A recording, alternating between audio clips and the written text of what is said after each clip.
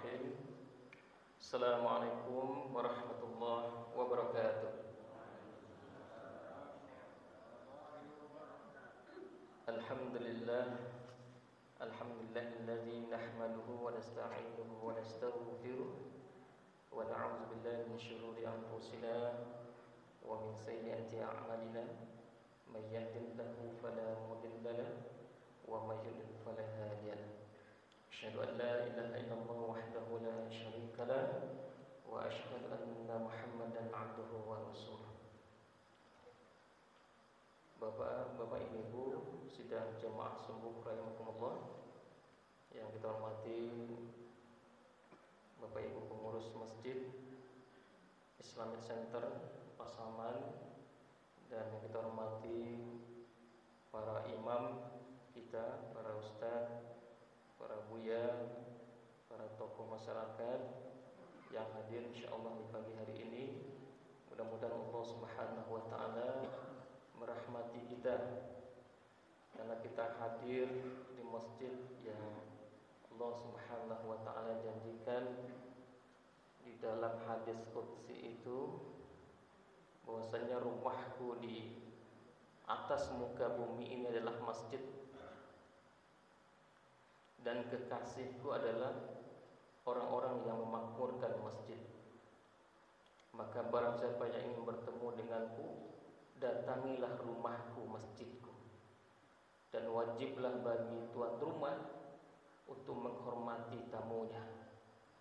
Maka insyaallah Bapak Ibu, kita ada tamu-tamu Allah, maka insyaallah Allah akan memuliakan kita.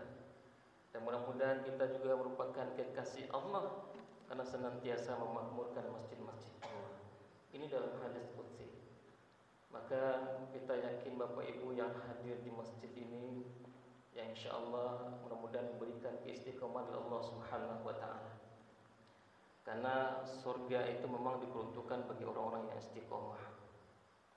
Karena dalam ayat dikatakan, sesungguhnya orang-orang yang mengatakan Allah dan kemudian mereka istiqomah dengan jalan itu, maka turunlah malaikat kepadanya mengatakan alla takhafu wa la tahzanu, jangan khawatir, jangan takut.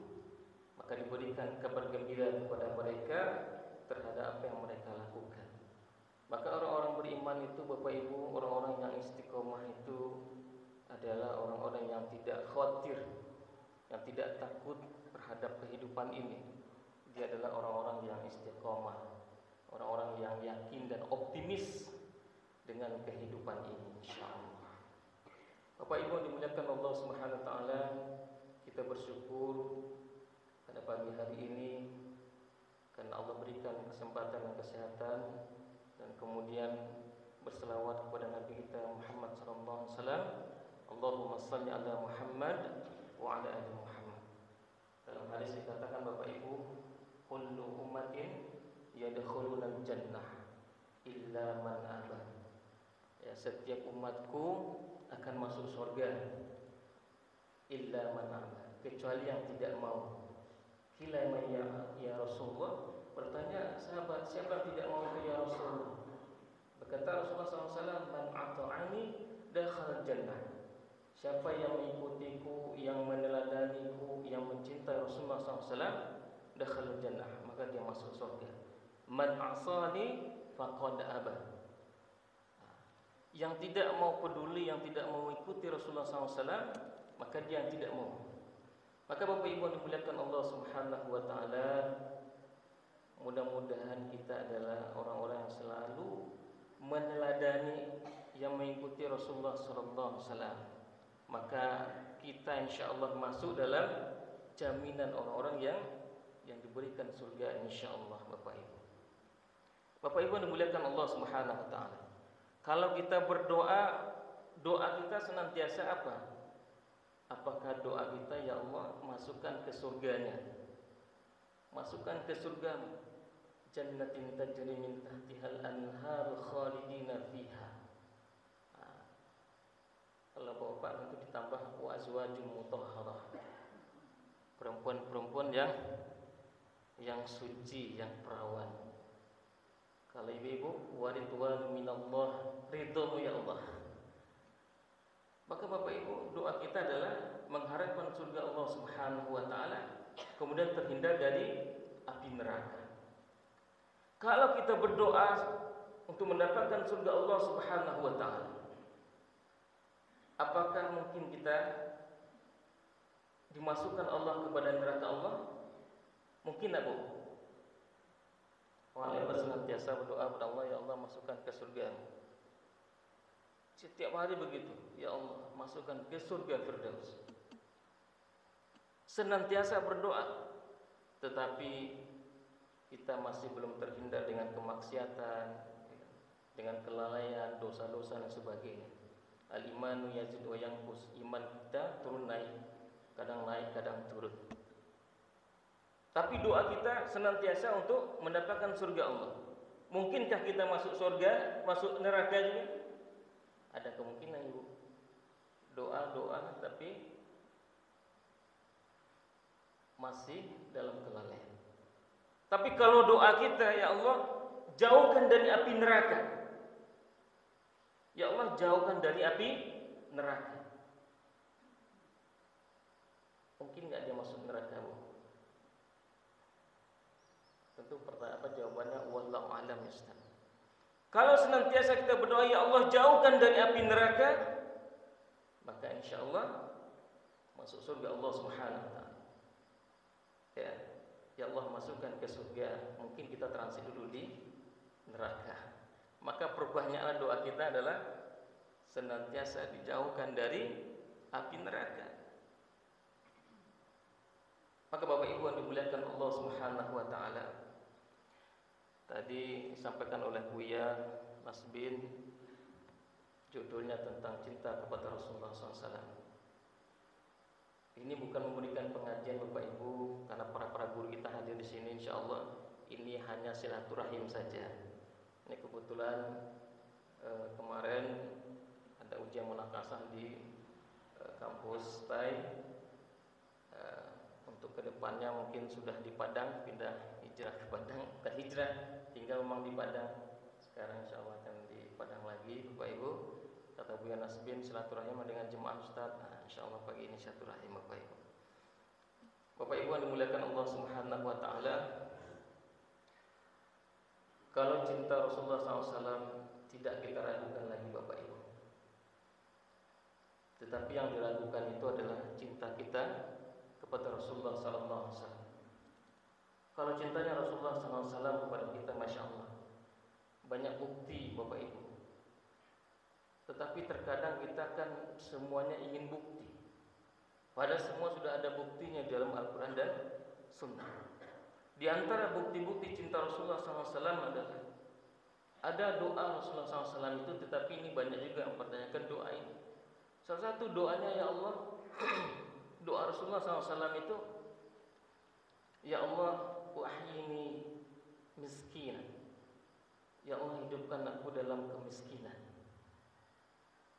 Wa misni miskin, dan matikan aku dalam kemiskinan, dan kumpulkan aku dengan orang miskin. Di antara kita Bapak Ibu ada enggak doa seperti itu?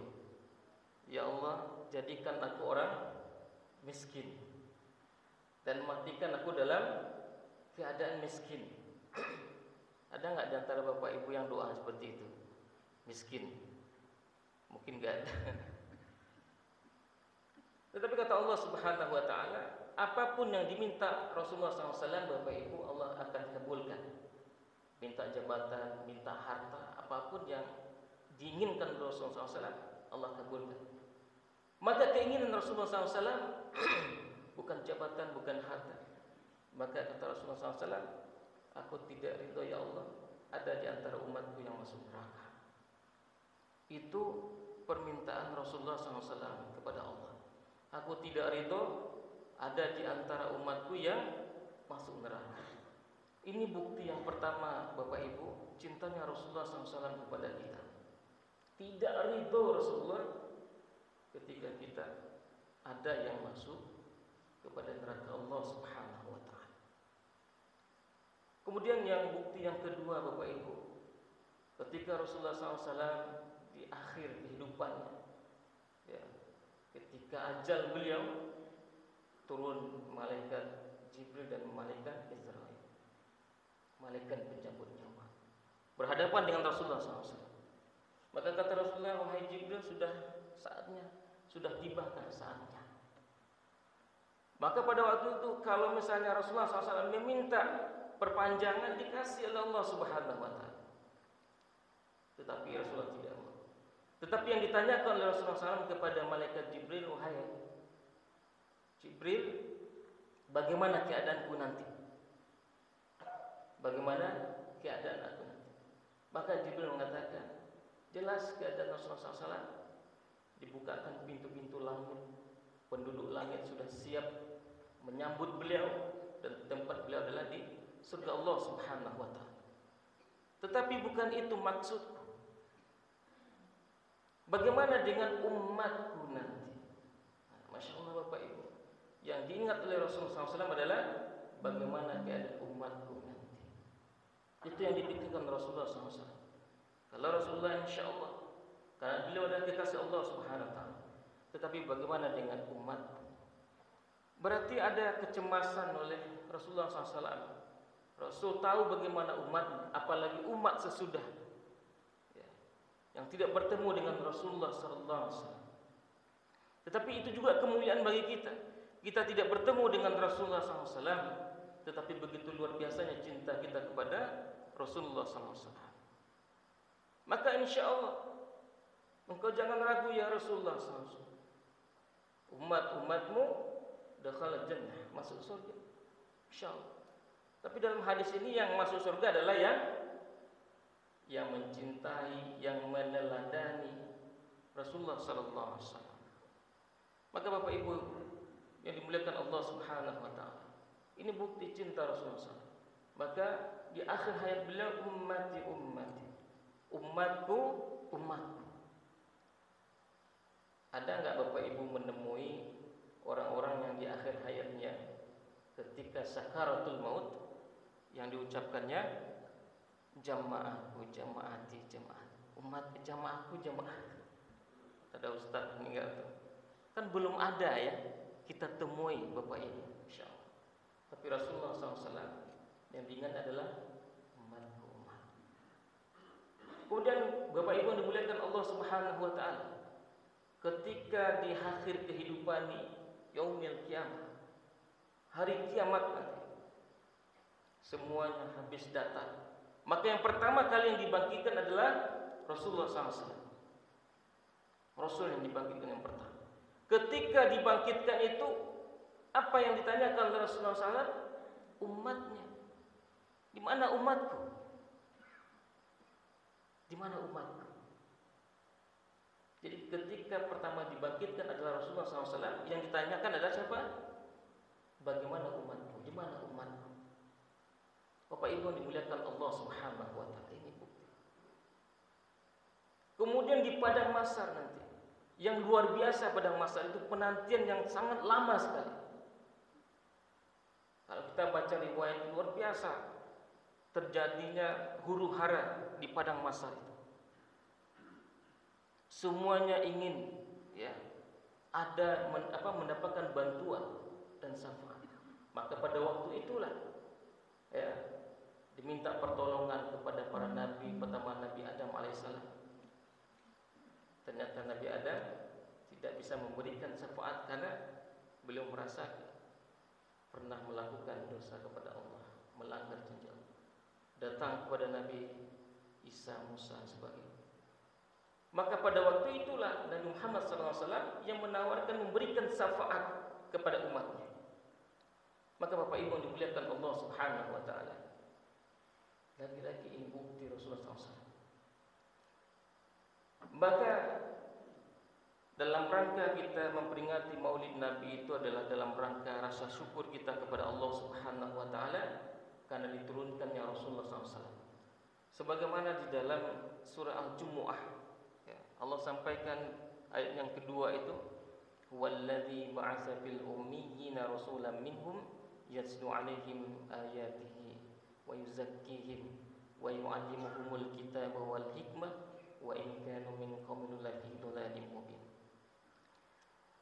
Dialah yang mengutus seorang rasul kepada kaum yang buta huruf dari kalangan mereka sendiri, yang membacakan kepada mereka ayat-ayatnya, yang mensucikan diri mereka dan mengajarkan kepada mereka kitab Allah dengan hikmah, meskipun sebelumnya mereka benar-benar dalam kesesatan yang nyata. Maka yang perlu kita tumbuhkan Bapak Ibu, rasa syukur kita kepada Allah Subhanahu wa taala dengan diturunkannya Nabi Muhammad sallallahu alaihi wasallam. Ini nikmat yang paling besar. Ini mesti menghadirkan cinta kita kepada Rasulullah sallallahu alaihi wasallam dengan bukti-bukti yang tadi. Termasuk juga ketika Rasulullah SAW sudah berada di sorga, nanti masih mondar-mandir di sorga Bapak Ibu. Kenapa masih mondar-mandir? Karena masih ada di antara umatnya yang berada di neraka karena transit tadi. Karena umatnya kan masuk sorga, tapi transit dulu di neraka. Masih mondar-mandir Rasulullah SAW. Ya, maka Rasulullah SAW meminta kepada Allah agar mengangkat dari umatnya yang berada di neraka masuk ke sorga. Maka kata Allah, kalau masih ada iman sedikit sebesar biji sawi pun, imannya bangkit, naikkan ke surga Allah Subhanahu wa taala. Bapak Ibu yang dimuliakan Allah Subhanahu wa taala, bukti-bukti ini tentu menguatkan rasa cinta kita kepada Rasulullah sallallahu alaihi wasallam. Tapi yang menjadi pertanyaan adalah, apa bukti cinta kita kepada Rasulullah sallallahu alaihi wasallam? Apa kira-kira Bapak Ibu bukti kita cinta kepada Rasul itu? Kalau bukti cinta Rasul kepada kita luar biasa, ya, luar biasa, masya Allah. Tapi yang menjadi pertanyaan adalah, bagaimana bukti kita kepada cinta kita kepada Rasulullah SAW? Ada 3 di antaranya, Bapak Ibu. Yang pertama adalah senantiasa bersalawat. Bersalawat.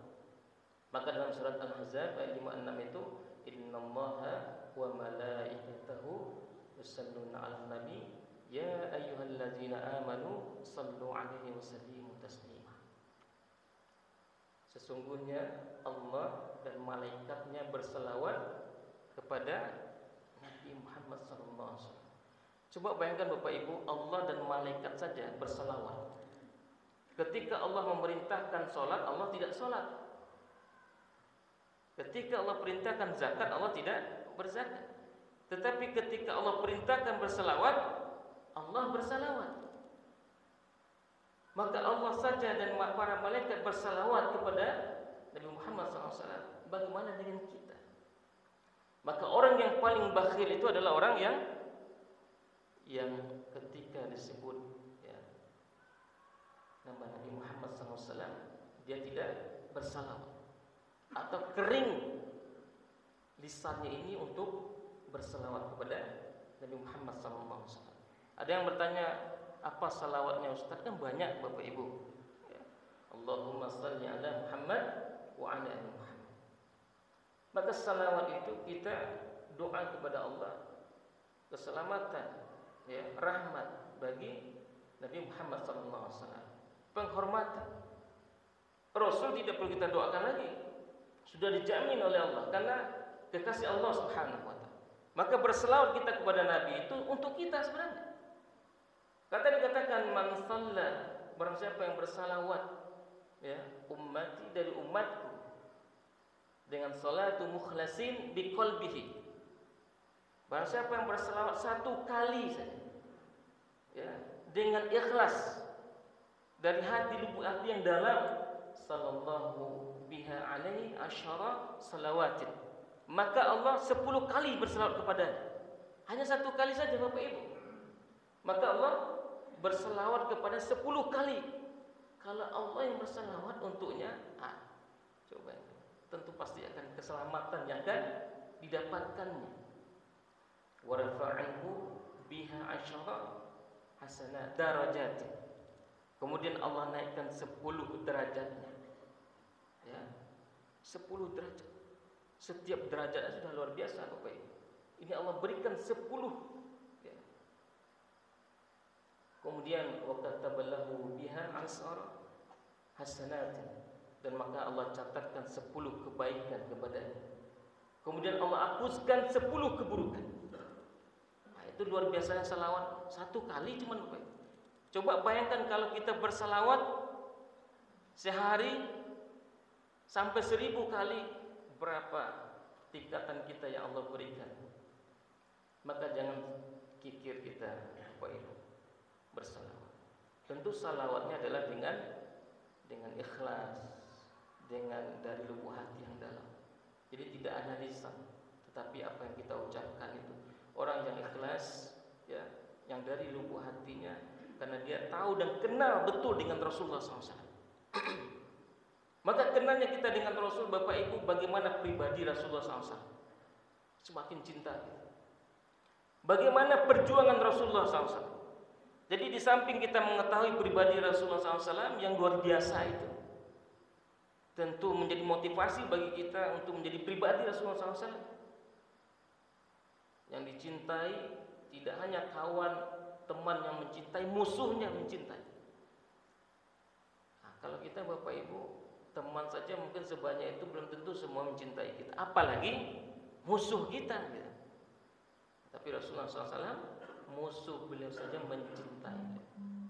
Ya. Dan kemudian bagaimana mengetahui perjuangan Rasulullah SAW, ya Masya Allah Bapak Ibu.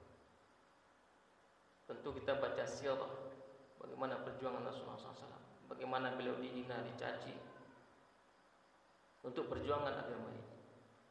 Maka maksud mukhlasin biqalbihi tadi, dengan ikhlas, dengan dari lubuk hati yang dalam itu, maksudnya adalah ketika kita mengucapkan Allahumma shalli ala Muhammad, yang teringat bagi kita adalah bagaimana pribadi Rasulullah, bagaimana perjuangan Rasulullah SAW. Itu maksud. Jadi bukan hanya kita mengucapkan Allahumma shalli ala Muhammad lewat begitu saja, tidak. Tapi setiap kita mengucapkan itu, yang ingat kita kepada bagaimana Rasulullah SAW, bagaimana perjuangan Rasulullah SAW. Itu yang maksud dengan ikhlas tadi, dari hati yang dalam. Maka Bapak Ibu yang dimuliakan Allah Subhanahu wa taala, maka orang yang dekat dengan Rasul nanti adalah yang pertama, orang yang senantiasa bersalawat. Banyak riwayat dan kisah menceritakan Bapak Ibu, ada orang yang menjaga amal-amal ini, Masya Allah, ketika dia berhutang, Allah mudahkan untuk melunasi. Ya kan, ada cerita yang luar biasa itu. Seseorang yang hutangnya banyak, kemudian dalam mimpinya itu, ya kan, dalam mimpinya oleh Rasulullah SAW datangi si fulan. Kemudian datangi si fulan itu disampaikan dia bermimpi, ya, dengan Rasulullah dan diminta oleh Rasulullah untuk bertemu dengannya dan untuk melunasi hutang. Tentu terkejut dia. Tiba-tiba orang ini minta untuk dilunasi hutangnya. Katanya dia bermimpi bertemu dengan Rasulullah SAW.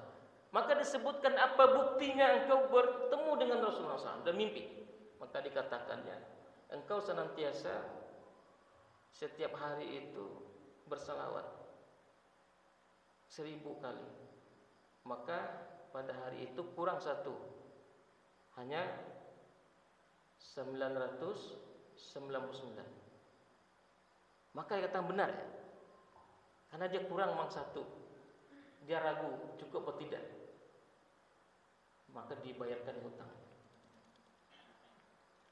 Jadi kalau Bapak Ibu banyak utang, banyak-banyak selawat. Saya juga pernah waktu mau ke bandara Jakarta itu kemungkinan terlambat itu sangat besar sekali. Dari kita naik bus itu ya, mau ke bandara itu, kita harusnya tiba di bandara itu jam 12:05. Bus itu tepat jam 1 jam ke sana. Pada waktu itu macet tuh. Itu enggak ada lagi kita berserahnya kepada Allah Subhanahu wa taala. Kita bersalawat saja. Masya Allah, Bu. Tiba di sana pas jam 12:05 itu udah naik pesawat. Tapi pesawatnya itu ya delay 5 menit. Kita udah buru-buru naik ke atas, ya kan? Delay 5 menit. Nah, itu baru pas kita masuk dalam. Jadi ya tentu luar biasa. Jadi semuanya itu memang harus kita ada pengalaman-pengalaman spiritual, dan itu yang menguatkan kita Bapak Ibu yang dimuliakan Allah SWT. Maka senantiasa yang berselawat. Yang kedua adalah orang yang dekat dengan Rasulullah SAW. Orang yang cinta dengan Rasul adalah orang yang senantiasa memelihara anak yatim. Nah, Bapak Ibu yang dimuliakan Allah Subhanahu wa taala, yang memelihara anak yatim. Karena Rasul itu adalah beliau anak yatim. Maka momen-momen juga Maulid Nabi ini Bapak Ibu, bukan hanya ceramah-ceramah atau wirid saja, tapi salah satu di antara amalnya adalah kita kunjungi panti asuhan. Kita berikan senyuman kepada mereka.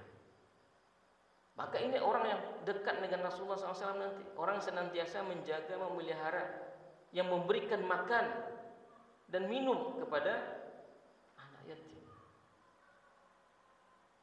Ini kadang amal-amal ini yang kadang jarang kita lakukan Bapak Ibu. Di antara masjid-masjid itu kas untuk anak yatim itu terus diumumkan besar, 3 juta, 5 juta, 10 juta. Semangat mengumpulkan, tidak semangat mendistribusikan. Karena kalau angkanya besar, orang mengira oh ini bagus masjidnya mengumpulkan, tapi kapan didistribusikan? Sekali setahun ya. Ketika mau lebaran gitu Bapak. Nah, maka ini disalurkan. Maka kita juga yang punya kelapangan, ya, kelapangan rezeki, pelihara itu anak yatim, ambil salah satu di antara anak yatim di panti asuhan, kita pelihara mereka, kita rawat mereka, kita bimbing mereka sampai kita kuliahkan dan sebagainya. Ini jaminan surga Bapak. Ya. Ini jaminan surga. Maka nanti dalam riwayat itu dikatakan, yang pertama kali membuka pintu surga itu adalah Rasulullah SAW. Tetapi ada yang mendahului Rasulullah SAW, seorang perempuan. Terkejut Rasulullah, kok ada yang mendahulinya? Ternyata seorang perempuan ini adalah dia yang menjaga, merawat, memelihara anak yatim, mendahului Rasulullah SAW. Maka Bapak Ibu yang dimuliakan Allah SWT, ini amal luar biasa.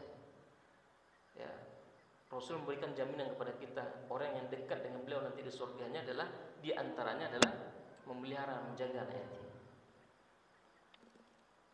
Ini Bapak Ibu yang dimuliakan Allah Subhanahu wa taala. Kemudian yang ketiga adalah terakhir, yang dekat dengan Rasul adalah imamun adil, pemimpin yang adil. Kan salah satu di antara 7 yang mendapatkan naungan jaminan surga itu adalah pemimpin yang adil. Pemimpin yang adil. Maka Bapak Ibu yang dimuliakan Allah Subhanahu wa taala, kalau kita menjadi pemimpin, jadilah pemimpin yang adil, maka dia dekat dengan Rasulullah SAW.